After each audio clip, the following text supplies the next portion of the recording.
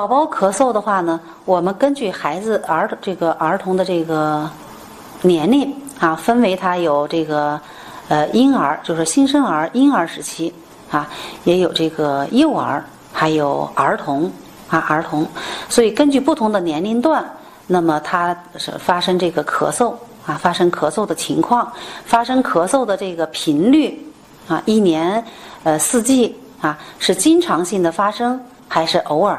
还是偶尔啊？是由于这个冬季就是这个气候一发生改变啊，它就发生这个呼吸道的症状啊，体质较弱啊。那么针对这样的这个人群啊，针对这样的孩子，我们呢可以建议他适当的呢去进行免疫接种，打预防针啊。但是最主要的还是调理体质啊，从这个治未病的角度啊，未病防病，以病防变啊，病后防错啊，这样的这个